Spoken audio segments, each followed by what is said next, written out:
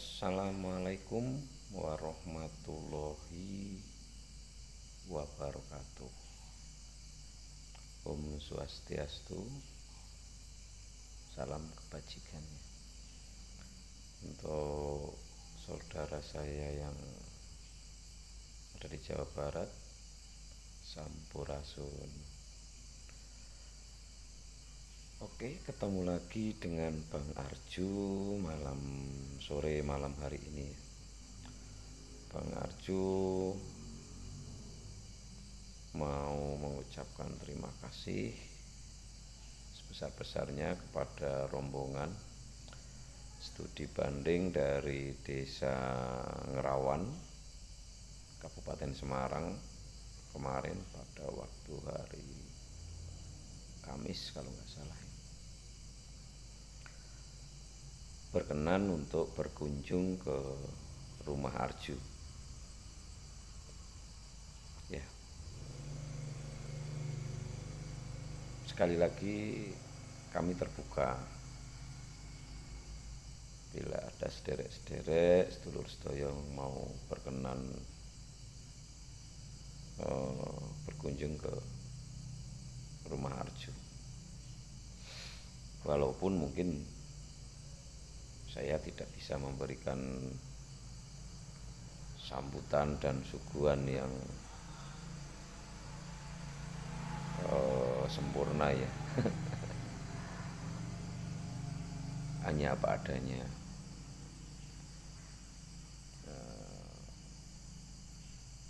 Rombongan kemarin adalah jumlahnya 14 orang.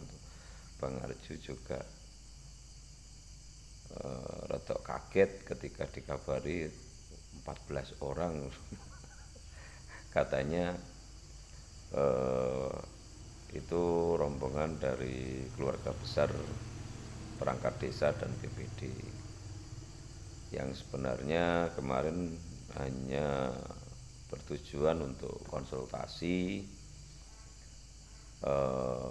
tentang pompa hidram, karena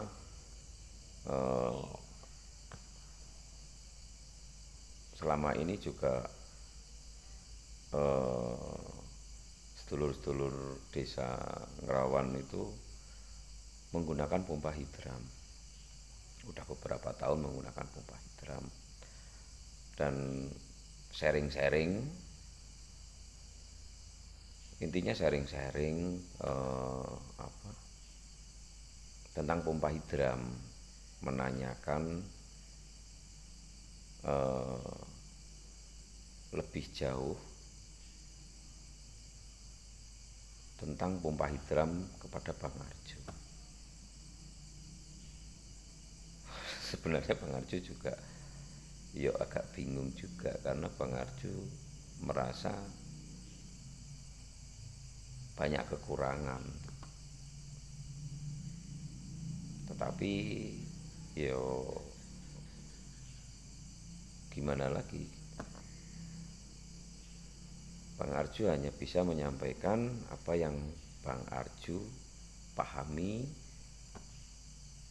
dan apa yang Bang Arju alami selama ini.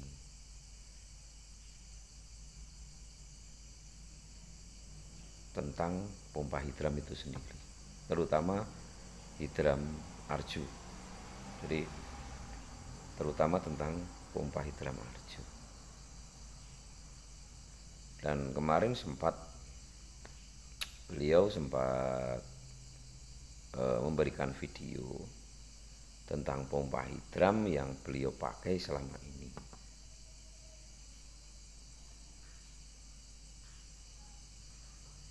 Dari analisa video dan sharing-sharing yang kemarin tanya jawab kita sama mereka, ternyata pompa hidram yang mereka pakai itu memang berbeda dengan model yang Bang Arju buat. Dari segi bentuk bodi aja, kemudian spare partnya itu berbeda. Kemarin waktu mereka sampaikan tentang spare part yang mereka gunakan itu model membran ya. Kalau Bang Arju bilang sih model membran itu. Model membran. Nah, perlu diketahui model membran ini ya, itu adalah kan model klep tabung yang tidak mempunyai as penggerak. Jadi dia mati di bodi klepnya, dan dia semacam daun aja, dia membran itu dia akan membuka ketika dapat dorongan dari bawah dan akan menutup setelah itu. Model membran seperti ini itu kelebihannya itu tahan lama, mungkin bisa bertahun-tahun dan mungkin nggak bakal rusak. Model membran seperti ini. Tapi tentunya kalau kita mau mendengarkan ketika orang tua kita dulu memberikan wejangan kepada kita ya,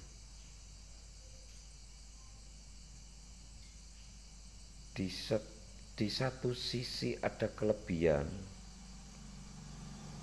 pasti di satu sisinya ada kekurangan. Karena apa? Karena membran ini kan buatan manusia, bukan ciptaan Tuhan. Jadi bisa digarisbawahi, semua model klep tabung pompa hidran ataupun klep limbah pompa hidran yang ada bermacam-macam bentuk dan jenisnya, bisa disimpulkan semua klep mempunyai model klep, semua model klep itu mempunyai kelebihan dan mempunyai kekurangannya masing-masing. Pasti ada.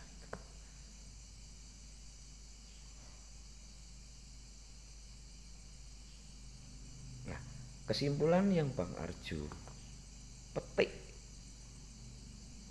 dari sistem pembuatan klep tabung ataupun klep hantar atau klep limbah buah, itu alangkah lebih baiknya bila kita mengenali dulu sistem kerja dari klep, macam-macam klep tersebut. Kemudian coba kita analisa, coba kita pahami, dengan tidak henti-hentinya kita mencoba untuk bereksperimen. Supaya apa? Supaya kita bisa mengambil, bisa memilih klep mana yang sesuai dengan model pompanya, klep mana yang sesuai dengan kemampuan sumber airnya,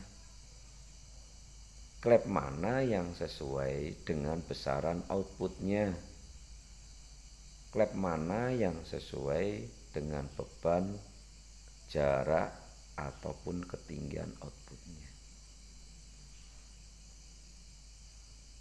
Bang Arju pun belum begitu menguasai sepenuhnya jenis-jenis klep tersebut, tetapi itulah keyakinan yang bisa Bang Arju sampaikan. Jadi kita nggak bisa menjustis mengklaim klep ini yang paling bagus, model seperti ini yang paling bagus. Kalau menurut pemahaman Bang Arju nggak bisa seperti itu. Model klep yang Bang Arju buat pun itu juga ada kelemahannya. Jadi kesimpulannya pokoknya semua jenis model klep itu pasti ada nilai plusnya, pasti juga ada kekurangannya. Tinggal nanti kita sendiri atau pengrajin pompa hidram yang menyimpulkan memakai yang model mana. Semua model baik dan semua model pasti ada kekurangannya. Jadi nggak bisa, dan pendapat saya nggak benar kalau kita langsung bilang wah yang terbaik modelnya seperti ini itu. Untuk pengrajin saya sarankan jangan pernah menyampaikan hal seperti itu ke calon pembeli. Makanya kalau model Bang Arju sering memberikan pemahaman aja. Jadi masalah mau beli dan tidak itu terserah dari calon pembeli itu sendiri. Tentunya nanti kalau mereka kita berikan pemahaman tentang pompa hidram, tentang cara pemasangannya yang baik seperti apa, disesuaikan dengan kondisi alam lokasinya, beban outputnya, itu kita sampaikan saja, kita berikan pemahaman dan berikan solusi untuk cara pemasangan yang cocok seperti apa. Kalau Bang Arju memang selama ini nggak pernah merayu calon pembeli, model Bang Arju seperti itu. Lebih baik laku satu, kita tolak beberapa pembeli, tetapi itu akan menghasilkan pemasangan yang diharapkan mendekati sempurna daripada kita terima semua orderan 30%, 20% atau separuhnya itu nanti terkendala gagal pasang. Tapi kalau kerusakan pompa itu tergantung dari manajemennya. Kalau gagal pasang itu dari awal sudah gagal pemasangannya, air nggak naik itu gagal pasang. Bila ditanyakan Bang Arju apakah pernah gagal? Pernah, dalam eksperimen sering.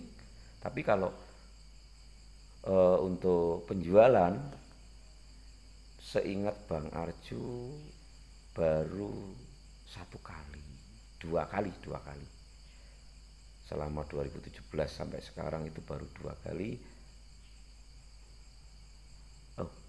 Tiga kali dengan awal Bang Arju, bulan-bulan awal Bang Arju mencoba online itu ada kegagalan 1 kali di daerah Lampung, tapi alhamdulillah bisa teratasi. Kemudian airnya naik, tetap Bang Arju coba untuk tanggung jawab masalah itu, walaupun sebenarnya tadinya hanya miskomunikasi tentang tata cara pemasangan karena konsultasi via online kan, seperti itu. Tapi alhamdulillah kemudian air sudah naik. Kemudian yang kedua dulu di daerah Kuningan. Yang pertama di daerah Lampung dulu. Kemudian yang kedua di daerah Kuningan. Di daerah Kuningan itu kegagalan air nggak naik. Itu juga ternyata pemasangan itu tempatnya berbeda dengan yang dikonsultasikan. Nah itu juga suatu kesalahan. Karena apa? Data konsultasi itu adalah data real settingan pompa yang Bang Arju kirim. Jadi ketika dipindahkan lokasi pemasangannya, Bang Arju sarankan untuk konsultasi. Jangan langsung dipasang. Konsultasikan lagi. Kalau memang mau dipindah tempat kan nggak masalah. Konsultasikan lagi. Kemudian yang terakhir, bulan-bulan ini juga masih bulan ini, itu di daerah Sumatera Barat. Itu kenapa? Karena sama dengan yang di Kuningan. Ternyata pemasangan tempatnya yang berbeda dengan yang dikonsultasikan. Bahkan agak ngeri itu. agak ngeri. Karena apa? Karena ternyata desain pemasangannya itu tinggi air dari pipa itu permukaannya hanya 1 jengkal, ya, 1 jengkal aja itu permukaan air dengan pipa input. Pipa input hanya di bawah permukaan air hanya 1 jengkal aja, hanya 1 jengkal. Kemudian kemiringan pipa inputnya, pipa input panjang 30 meter dengan kemiringan hanya sekitar 50 cm. Sedangkan beban outputnya lebih dari 70 PSI.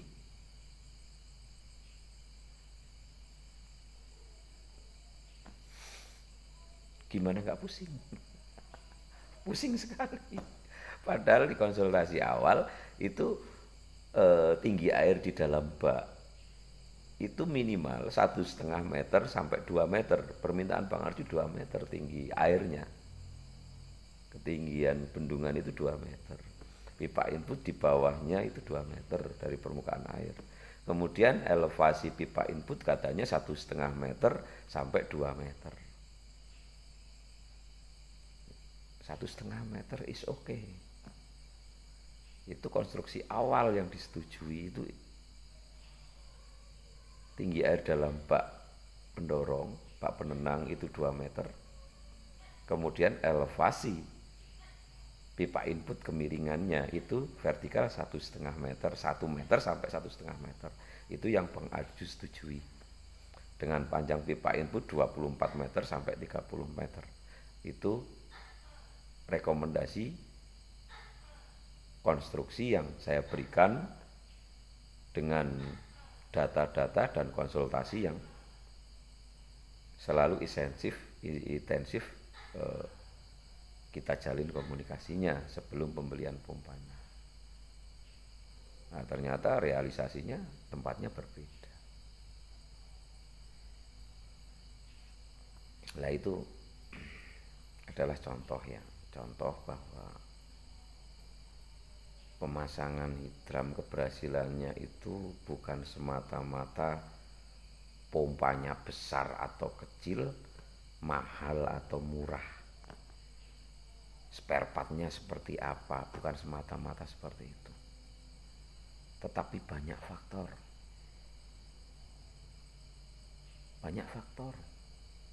Termasuk cara pemasangan. Itu malah yang pokok menurut saya. Menurut Bang Arju itu yang pokok. Cara pemasangan itu yang pokok. Pompa itu nomor 2, nomor 3, nomor 4, nomor belakang pun nggak masalah.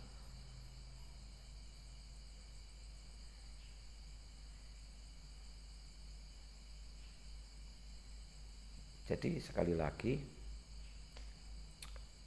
keberhasilan pemasangan sebuah pompa hidram itu tergantung tata cara kita memilih konstruksi yang sesuai dengan lokasi sumber airnya, yang disesuaikan dengan beban outputnya.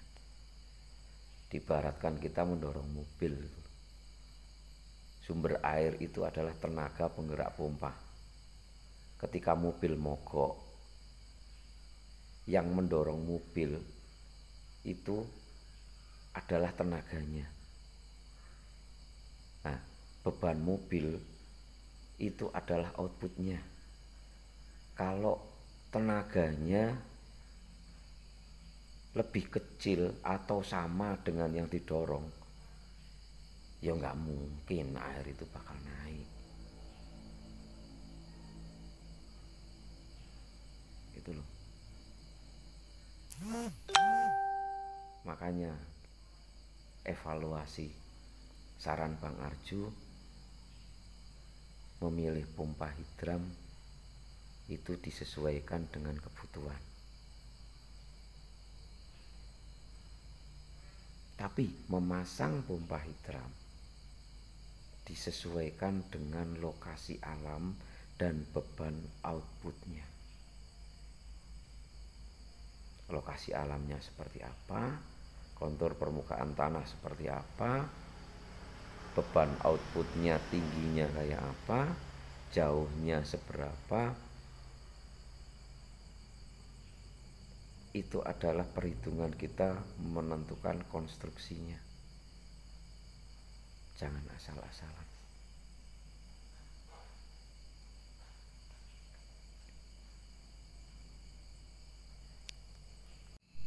Kesimpulan dari kunjungan atau hasil dari kunjungan kemarin, Bang Arju hanya ucapkan terima kasih kepada pemerintahan Desa Ngerawan, Kabupaten Semarang, telah berkenan atau kerjasama dengan Arju ya, dan mereka memilih pompa Dewa Ruci 6 in 3 limbah buang. Itu pompa yang mereka pilih. Dan yang kedua kalinya ini pengalaman Bang Arju menggantikan pompa hidram yang lama. Jadi mereka sudah menggunakan pompa hidram dan rencana mau dipensiunkan karena pertimbangan beberapa hal. Yang pertama, mereka terbebani oleh limbah buang yang begitu banyak. Jadi pompanya itu ukurannya bak pompa yang bagian bawah itu 5 in dengan tabung 8 in. Mereka menggunakan pompa seperti itu. Jenis limbah buang itu yang muncratnya ke atas, itu yang mereka pakai. Nanti ada videonya. Kemudian alasan pertama mereka mengganti karena limbah buangnya terlalu besar. Padahal elevasi sumber air itu katanya sih 10 meter vertikal. Kemudian dengan sumber air dengan kemiringan vertikal 10 meter itu harusnya tenaganya super bagus sekali harusnya. Tapi nggak tahu kenapa limbah buangnya masih terlalu besar. Soalnya kalau di setel diperkecil limbah buangnya katanya tenaganya hilang, itu katanya seperti itu. Kalau menurut Bang Arju dengan alasan pertama ini sebenarnya gagal dikonstruksi. Kalau penilaian Bang Arju, karena kemarin juga bisa Bang Arju sampaikan. Jadi konstruksi pemasangannya yang kurang sempurna kalau menurut Bang Arju. Jadi besok waktu pemasangan Dewa Ruci di sana nanti coba kita analisa lagi untuk konstruksinya pemasangan. Kemudian alasan yang kedua, katanya pompanya itu setiap 2-3 hari sekali itu pompa mati karena masuk angin. Kalau istilah orang hidram di daerah Bang Arju ngomong itu masuk angin, pompanya masuk angin. Ciri-cirinya pompa masuk angin versi Purworejo itu udara di dalam tabung itu habis dan tabung itu terisi air. Kenapa bisa seperti itu? Itu karena sirkulasi udara di dalam tabung itu tidak terpenuhi. Makanya udara di dalam tabung itu akan berganti air. Padahal udara di dalam tabung volumenya kita butuhkan sebagai kompresi memantulkan tenaga tekanan airnya untuk mendorong ke ketinggian. Kalau udaranya habis, ya gimana pompa mau bekerja? Pasti akan mati. Dan itu dialami katanya setiap 2 hari 3 hari sekali harus menguras tabung karena penuh dengan air. Kemarin ya kalau umpamanya seperti itu, solusinya keran output itu dikasih T, dikasih keran buangan, biasanya seperti itu. Jadi kalau pompa mati, keran output ke atasnya ditutup, keran buangan outputnya itu dibuka. Supaya apa? Supaya air di dalam tabung itu habis. Setelah itu ditutup lagi, pompa dihidupkan lagi, akan bagus lagi. Hari pertama bagus, hari kedua mulai lemah, hari ketiga mati lagi, kemudian dikuras lagi seperti itu.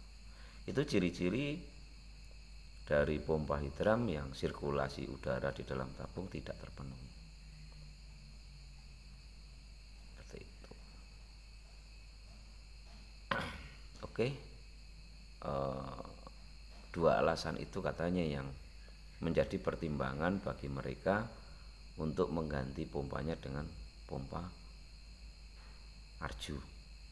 Dan juga Bang Arju sampaikan bahwa pompa hidram Arju mungkin spare partnya berbeda dengan yang ada di lokasi.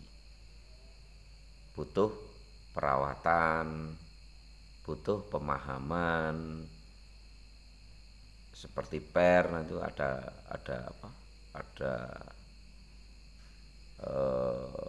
masa-masanya harus ganti karena spare partnya akan lebih banyak daripada pompa hidram yang mereka pasang. Ya itulah, spare part itu pasti ada plus minusnya. Model klep pasti ada plus minusnya. Ada kelebihannya, pasti ada kekurangannya. Tinggal kita mau memilih yang seperti apa. Ya monggo dari pengrajin, monggo dari pembeli sendiri. Seperti itu. Sudah kita sampaikan, butuh perawatan jangka waktu kira-kira untuk per sekian bulan, untuk bos sekian bulan atau sekian tahun, kira-kiranya seperti itu. Makanya untuk umur pompa hidram itu tidak semata-mata tergantung kualitas pompanya, tetapi juga tergantung cara merawatnya. Percuma kita membeli pompa hidram yang mahal, yang kualitasnya katanya bagus sekalipun, tapi kalau nggak pernah dirawat, nggak pernah diperhatikan, yo umurnya mungkin nggak bakal lama.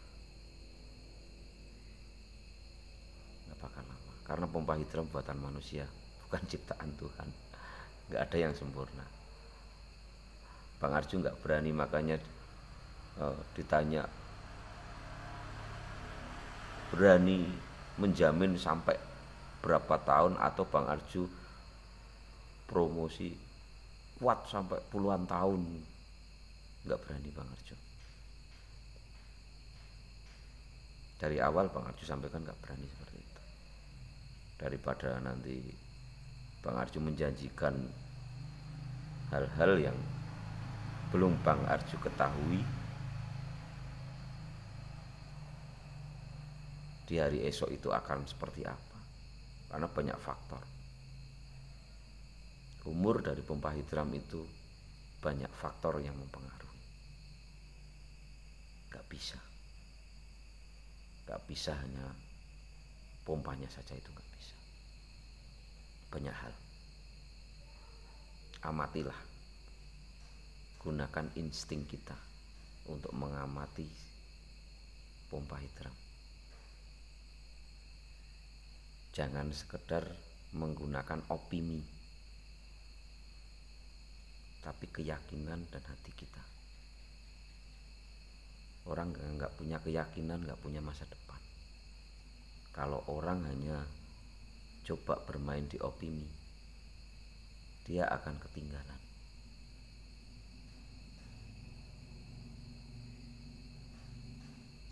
Dan ini salah satu alasan kenapa Bang Arju nggak mau membuat tutorial tentang pembuatan hidram. Lebih baik Bang Arju mencoba memberikan pemahaman tentang tata cara pemasangan hidram yang sesuai dengan lokasinya. Itu justru yang pokok kalau menurut Bang Arju, karena tutorial pembuatan pompa hidram, pembuatan klep sudah banyak yang membuat. Dan saya melihat, Bang Arju melihat mereka sempurna semua dalam menerangkannya. Bagus semua. Tapi tentunya yaitu masing-masing model klep mempunyai kelebihan dan kekurangannya masing-masing. Tinggal kita mau mengambil yang model seperti apa yang akan kita terapkan di pompa kita. Itu penting. Ini ada beberapa video dokumentasi kemarin waktu kunjungan, dan disempatkan untuk melihat beberapa lokasi di daerah sekitaran Bang Arju sini yang memasang, yang ada yang sudah bertahun-tahun, ada yang baru kurang 1 tahun. Dan bisa melihat sendiri bagaimana cara memasang dan seperti apa medan output yang dilalui. Matur nuwun. Ini ada video-videonya, ada juga gambar klep tabung Arju. Modelnya seperti apa, biar nggak banyak yang tanya lagi, biar pada tahu. Saya kasih fotonya. Oke. Matur nuwun atas perhatiannya. Selalu Bang Arju tak henti-hentinya minta doa dan supportnya, dukungannya. Cermati dalam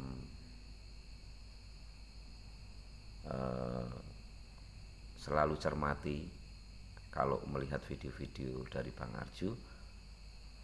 Jangan sekedar mendengarkan saya ngomong apa, tapi coba ambil kesimpulan dari omongan-omongan saya ini. Nilai positifnya bagaimana?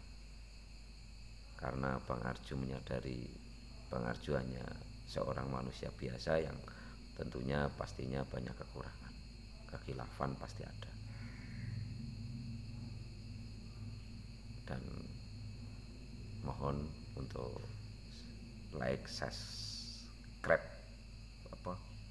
krepannya kalau memang video ini mempunyai edukasi dan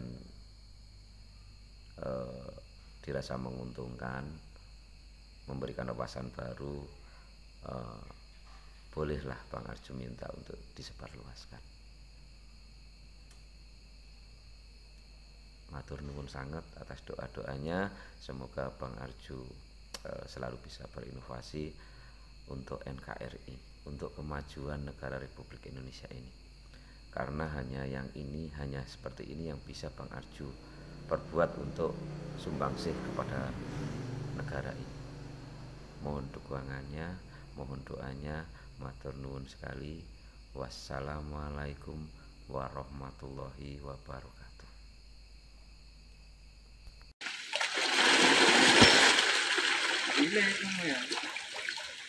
Flash mati. Yang tengok itu nggak gedang urip mati. Dagan genjot malih kan.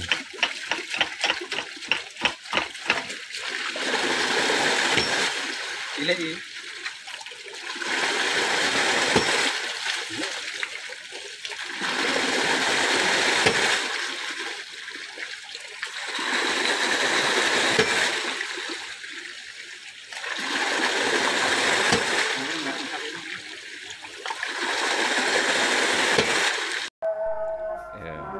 Assalamualaikum Pak.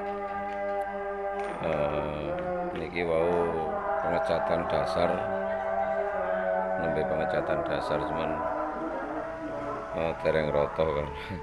Wau lari-lari sik ngecat ngenjang paling kula ratake. Dereng rampung niki cat dasare. Insyaallah Senin ngenjang cat dasare diperhalus. Yo tambal stiker, baru lapisan clear cat terakhir.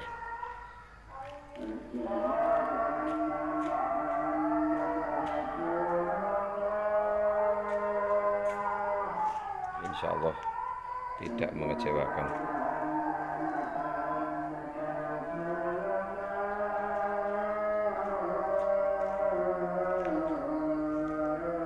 Satu setengah in.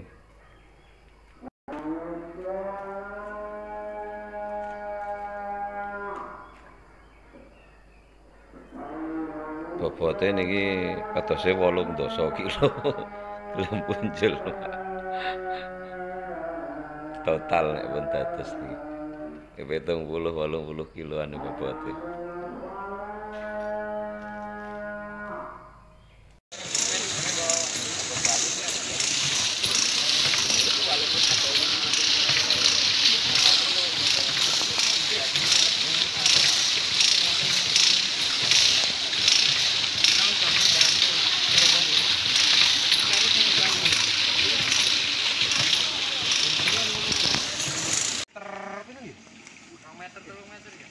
Pipone banyune niku. Nggih, tabungane niku 2 meter. Nggih, nek banyune saking pipone permukaan aire 2 meteran. Komisor kok. Pengen Pak saking komisor ngene kok. 2 meteran nggih. 2 meteran jos niku.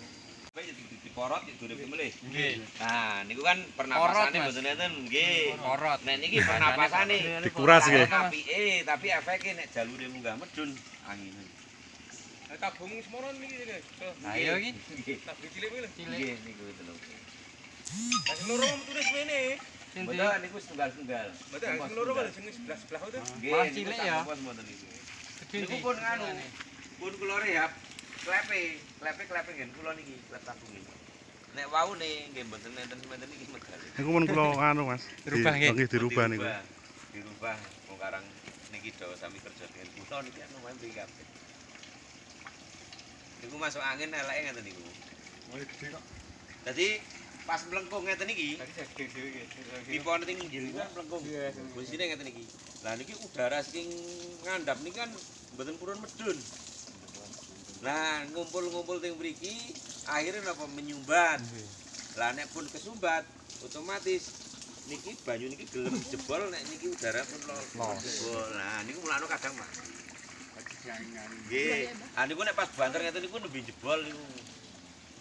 Nembe jebol udarane. Nek tabung ngene jenengan sing pun dadi dhuwur-dhuwur abang sak sain medal Mas. Sain. Oke Mas. Oke. Dia munggah maksudnya.